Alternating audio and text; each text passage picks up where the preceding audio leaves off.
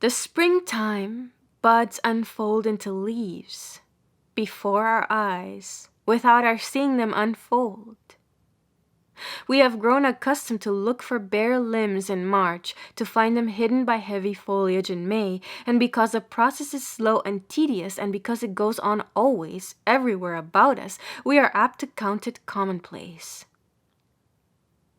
Just as we can understand that the tree in our yard, responding to its environment, to the April showers, to the warm noons of May, to the heat of summer, and to the final chill of fall, has completed a transformation in a year, so, too, can we more easily understand the gradual transformation of the cactus in an age. So, too, can we realize that the individual steps between the first ineffectual hairy protuberance and the final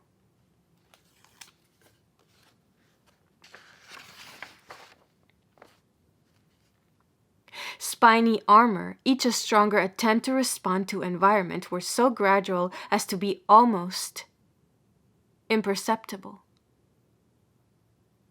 But those rudimentary half-formed leaves which come forth from every eye of the cactus slab before the thorns or fruits come out, those leaves which, as if seeing that they have no successful purpose, as if realizing that they are relics only of a bygone day, drop off and die.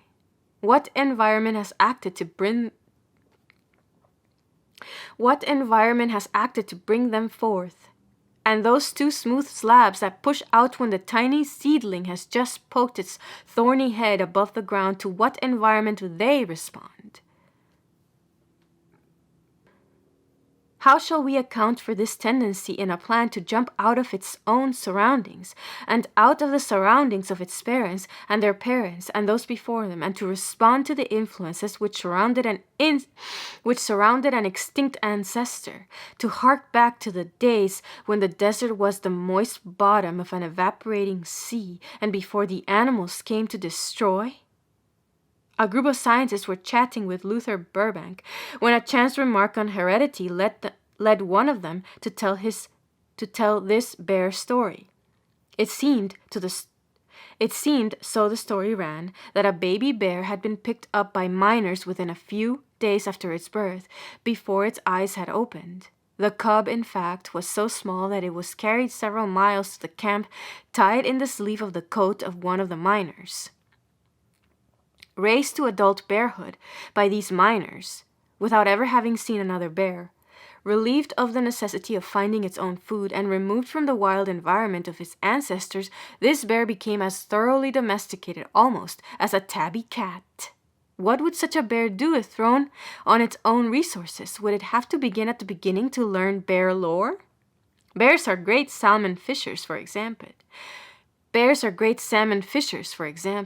But is this skill taught by the mother to the baby bear, or is it a part of every bear at birth? That was the question of interest.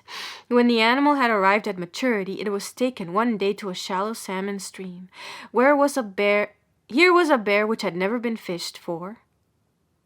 Here was a bear which had never fished for salmon and had never tasted fish, a bear which, if bears have a language, had not received a moment of instruction in self-support, a bear which, taken before its eyes were open, had never seen its mother, had never known an influence outside of the artificial atmosphere of the mining camp.